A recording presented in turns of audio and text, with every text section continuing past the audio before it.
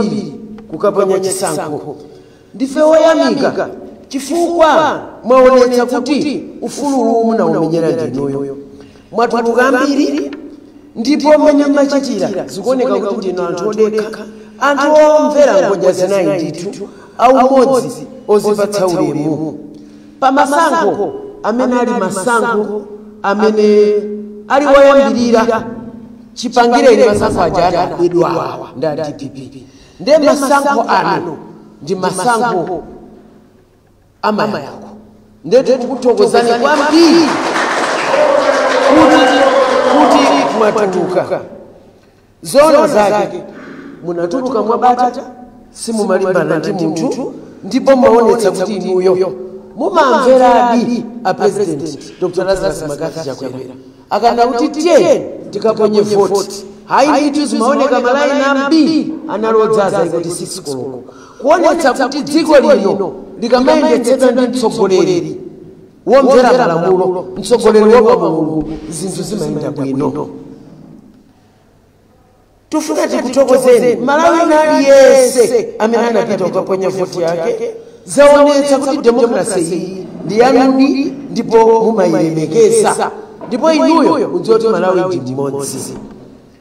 Ife tufuna tikuzeni pano ndife olimba mtima kwambiri Malawi Congress Party kulikonse kumene mukutimva. Ife ndife okondwa ndipo osangalala ndipo ndife odziwa kuti pa ballot amalawi ayankhula, ndipo pa ballot aonetsa kuti amene akumufuna ndi Dr. Lazarus Makathi Chakwera. Sitikukayika ndi pang'ono pomwe kuti tikuwina ndipo tikuwina. Oti pano ngati munaona message imene tinalemba yoti mubwere kuno, tinayena okhala follow pano, koma enawo ali m'makomiti okonzekera okalumbiritsa Achakwera. Tukunena pano takonzeka kaya muti mabasi kaya kuti tidzanyamukira kuti, moti tinaona kuti ayi utengawo mmodzi wathu woyankhulira chipani atha kupereka, koma enawo akukonzeka. Amalawi onse kumene muli kumudzi musataye mtima. Ifeyo pamene takhala pano tikufuna tikulimbitseni mtima. Zinthu zili mmene tidanenera, palibe chimene chikusokonekera. Ife ndeni yake akuwina kwa mwambo kwa chisankho chimenechi. Nkhani ina ndimafuna kuti timvetsetsane pano ndiya kuti ife timamvera malamulo ameki. Malamulo ameki amanena kuti tidikire iwowo atiuze kuti wawina ndani. Nde ife tabwera pano kudzakuwuzani kuti ngati mukusaka wowina ndipo wowina sasowa, ngakhale mayendedwe ake amaoneka, zochitika zake zimaoneka. Mukadzamuona munthu asakutani asakuoneka ngati wina, si wina, ndi olephera ameneyoyo. Ife ndife amene tikuwina chisankho ichi, ndipo tikuchita kudziwa kuti zathu zikuyenda bwino. Ifeyo takhala chifukwa chakuti timakhulupirira ngodya zinayi. President wathu amatsata rule of law, tikutsata malamulo a chisankho. Nkona amationa kukhala koma mukafuna kudziwa kuti akuwina ndani ndipo awine ndani, lemba mponi Malawi Congress Party motsogozedwa ndi Dr. Lazarus Makathi Chakwera. Message imene tinati utenga umene ulipo ndi apo. Amalawi dziko lonse lino ndidanena kuti timenya 70+1 ndikubwereza pano. 70+1 akudikirira masomphenya Achakwera akamayamba second term. Ndipo ndikufuna wa Malawi Congress Party yese akumvera. Ifetu tikungodikira kulengeza. Tinakuwuzani kuti tikuyembekeza kulengeza ndesi tingasokose asanalengeze. Koma nkhani yolengezayo tudziwa kuti wolengezedwa kuti wawina ndi Dr. Lazarus Makathi Chakwera, ma MP yawo ndiponso ma councillors awo. Ikangopangidwa official announcement, nkona tikukuwuzani kuti tili yakali kukonzeka kuti kodi ifeyo tidzapanga bwanji. Musakaike, musadandaule kalikose. Ifeyo ndi ana Malawi Congress Party. Iyi ndi MCP. Iyi ndi imene ili mboma. Iyi ndi imene ikupitiriza. Dr. Lazarus Makathi Chakwera ndi amene akuwina ndipo ndi amene awine. Ifeyo pamene takhalapa tifuna tiyankhuleni masupporters athu. Musapange chiwawa. Dzuwa salozerana. Sagenda mopanda mango. Khalani pe zonsezi zili m'manja mwa Mulungu. Ndipo chimene tikupempha ife, official announcement ikapangidwa, anzathu ena onetsani kuti nanunso muli mdemocracy. Mumamvera. Chifukwa even ifeyo tabwera pano kudzanena kuti ife ndife okonzeka. Kutanthauza kuti nanunso tengerani phunziro. Akati ayankhula ameki, inu mutani kodi? Mumvere mene tumvera ife. Tabwera pano kutsata mtendere, kutsata bata, ndipo tikunena kuti wina aliyese asasokoneze kena kalikose. Ambuye salephera, Mulungu salephera. Malawi Congress Party ikuwina, wina asasokonezeke. Anthu otsogola sachititsa ziwawa. Ngati wina wake akuganiza kuti akutsogola sapanga ziwawa, amangotsogola ngati mmene tichitira ife. Oti mukationa ife ndezimene mtsogoleri amapanga. Takonzeka chisangalalo chadzaoneni. Chifukwa apapa tonse tidzati wagonjetsa Ambuye. Malawi Congress Party ndikunena pano tili m'mamitingi chifukwa tifuna tikhale ndi chisangalalo choonetsa kuti kunja kuno kuli Mulungu. Kunja kuno kuli Mulungu amene sadzalola kuti Amalawi avutike. Ine ndanena kuti kufunika kwa izi tufunika tiyankhule kuti maiko enawo sadzitimva. Uthenga wanga umene ndinabweretsa short ndingopereka mu Chizungu. The Malawi Congress Party MCP extends its heartfelt gratitude to all Malawians for turning out in large numbers and for conducting themselves with calm, dignity and unity during this historic election. Truly, this has been the most peaceful and inspiring electoral process in our nation's history. A proud reflection of how our democracy is coming of age. The MCP-led government has shown that under the responsible leadership, elections can be managed transparently, fairly, and effectively. We are filled with confidence and joy that the trust Malawians have expressed at the ballot box will translate into an emphatic victory for the Malawi Congress Party. Malawi Congress Party has won the election, but as winners, we are exercising restraint and not causing havoc. The message from the people is loud and clear. They believe in the vision of Dr. Lazarus Makathi Chakwera and in the 5 thematic areas that form the backbone of our development agenda. As a law-abiding and democratic party, we will patiently wait for the Malawi Electoral Commission to make the official announcement. But make no mistake, I'm going to repeat, make no mistake, our confidence is at an all-time high and the path ahead is bright with the victorious promise. Victory is certain. We look forward to Dr. Chakwera's second term, a term that will deliver even more transformation, prosperity, and unity for all Malawians. To our supporters across the country, remain calm, remain proud, hold your heads up high, and remain hopeful. We are winning this election. Winners do not cause havoc. They celebrate with peace and dignity. Together, let us await the official confirmation of our collective victory, knowing that Malawi has already spoken. Victory is ours, and victory is certain.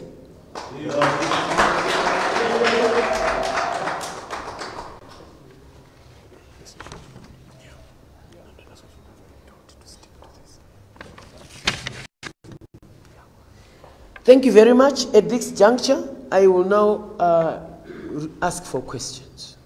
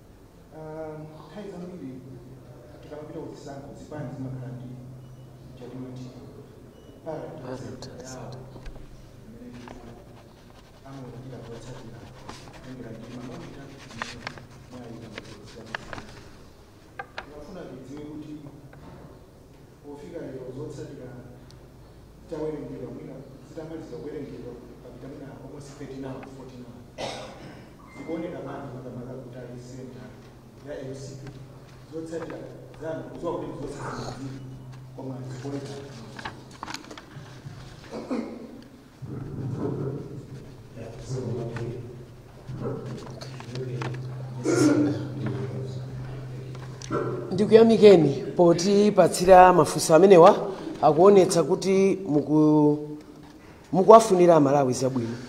Mafunso osewa atatu ndinene pano kuti Malawi Congress Party sipanga nawo zoyankhula za wanthu amene akuphwanya malamulo a meki pano sinayankhule ndiye palibe chifukwa choti ife tidziyankhula za anthu ena. Komanso nditsindike pano amene mukuwachula pa wasisaize yathu iwo aja zimene amapanga zawo. Ndiye ife monga chipani tabwera pano kukuitanana atolankhani kuti 1 tipanga behave motsata malamulo a dziko lino. Pano meki sinayankhule ndiye tisamve zoti kodi mapepala ma figures, what figures? Meki sinayankhuletu. Andi ife pano tabwera kudzanena kuti tiyeni tonse dziko lino titsate malamulo, tinapanga malamulo wandifeyo. Palibe chifukwa choti anthu amene akupanga zo ndiye ife tipite tidzatsanzira zimene zozo. Tabwera pano tanena kuti monga Malawi Congress Party timakhulupirira rule of law. Tidasayina kuti titsata zimene meki inene. Ndiye as of now unless ngati wina wapanga yake meki koma ngati ili iyi tinadutsira malamulo mwathumu sinakwane nthawi pano yoti wakuti akuti 20 ayi ife tabwera pano dzakuwuzani kuti tingodikira kulengeza. We are sure kuti tiwina chifukwa chokuti ife tikupanga zimene amalawi akufuna ndipo amalawi popita ku ballot amafuna munthu amene amamanga mudzi uno ndipo akudziwa chimene akupanga. Nthawi ino ndisakunamizeni, Malawi Congress Party ilibe nthawi. We don't even know kuti DPP ndi chani, kaya nkanyama, kaya nkachani. Honestly, we don't care and we don't know. Tilibe ntchito ndi zimene akupanga, kaya aganiza kuti apange chani ndi za size yawo. Ndi ana ang'ono, the only thing they know ndi kumangophwanya malamulo. Ife anthu sadzatitayitsa Yesu. Malamulo tikutsata ife akuti iyankhule meki ndiye tidzayamba kuti mwakuti. Ndiye padakali pano Malawi Congress Party size yathu udakhala mpira ifetu ndi champions. Ndi awawa musatibweretsere ti anthu toti tikusewera mipira yomanga ya maplastiki ndikubera kuti anzana kuti sanza athu amene aja. Amalawi anakana kalekale awakanaso panopo. Awakana in fact. And zochitika zawo musamabwere kumati yeza ife sitivala sapato size imodzi. Ayi. And mukawauze kuti Malawi Congress Party ikuti yaitanitsa msonkhano kuti mumvezi number 1 iwina ndipo ikuwina. Koma sitikupanga zachibwana chifukwa ife we have a country to protect. Sikuti timangopanga zinthu dziko lonseli likuti yang'ana amene tichitira anda achakwera akutiuza. We are not a desperate party. Ndife chipani kukhazikika chimene chikudziwa zimene chikuchita. So mafunso ngati kodi kwanu mafika za kuti chani? Hayi, sitinafika pamene poka. Tikuti tudikira official announcement mudzaone bekesho adzatuluke pamenepo. Kudzakhala zovuta. Pamene. Ngati netabwerera pa. Tabwerera kudzanena kuti takonzeka. Koma sitikupanga zolakwika just because wina wake ozungulira mutu akupanga zimenezo. After all, anthu awa akugwa okha, they are falling on themselves. Sitipanga zachibwana chifukwa choti ena ake akupanga. Anine ndikuzeni pano mutabwera udzatsegula pa mtima pangapo. I don't know muchitonduzo kuti what is DPP, what is chani. I don't know them. Ine chimene ndikudziwa ine ndi chakuti we are Malawi Congress Party and we are winning. Tukungodikira. In fact, chikuti vuta ife ndikuyembekeza. Vuta tu ndikuyembekeza ifika tamba kuyembekeza kale. Nde vuto ndilo mwero. Oti press conference kwa uzama members. Nkona maona tayuza mawoti bata. Frankani ndiyo yembekeza. Oti kodi tibanga bwanji. Chifukwa kuwina ndibwereze pa. Anu wake chisankho ichi. Anu wake kuwina ndi Malawi Congress Party. Sanje tuchitipa members athu osajolika inu ndanu wake inuyo kuli kuwasa kumene mungayang'ane chisankhochi tikuwina ndife and musababaike kaya wina achita utani kaya wina aganiza kuti adzigudubuka kadzitani tikuti ikamati akuyankhula mudzaonanso nokha kuti kodi big ndani tonse tudziwa and ndi Malawi Congress Party. So, Ndisaname, I think in English, I'm just going to say, Malawi Congress Party will not even engage issues of what the Parallel Tally Center is saying. No. What we've come here to say is, as winners of this election, which we are conducting ourselves in a character befitting of a leader and a winner, which says you don't go declaring yourself if you know you have won. That is character befitting of people who are suffering from an inferiority complex. If they don't have a political inferiority complex, there is no need. In fact, I will summarize this by saying, a zebra does not need to tell you that it's got stripes. It doesn't need. And we are winning this. We are winning it. All we are waiting for is the official announcement. Don't mistake our silence to be submission to loss. No, we've won. We have not. Don't mistake our silence to mean that someone else has won. No, our silence is because we are following rules of MEC. And when MEC speaks, you will see how loudly we celebrate. Let me repeat. and I'll say it in Chichewa. Musatione kukhala chete kuganiza kuti muganizo kuti ndeti kuvomera kuti taluza. Ife sitinaluze. Tikukhala chete chifukwa timatsata malamulo. Andi dziko lino chonde ilemekezeni Malawi Congress Party apatseni ulemu Dr. Lazarus Makathi Chakwera chifukwa akutsata malamulo. Duyo ndikutsata malamulo. Ndikupempeni tosa amene tilipo.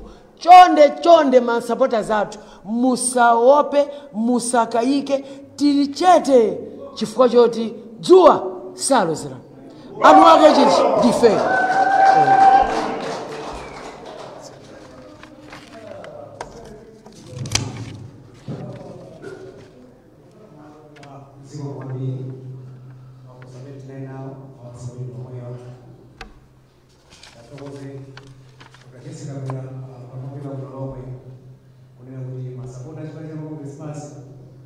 Basi mteza mwana macha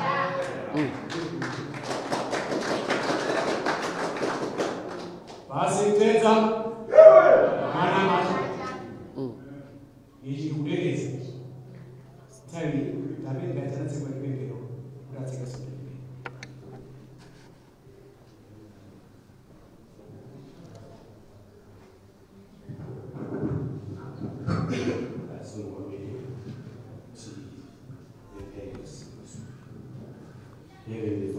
One of the official sponsors for Zokonda Mai Macheza 2025. Sunny Money, life is getting brighter. What really attracted us to MBC, it is Zokonda Mai program.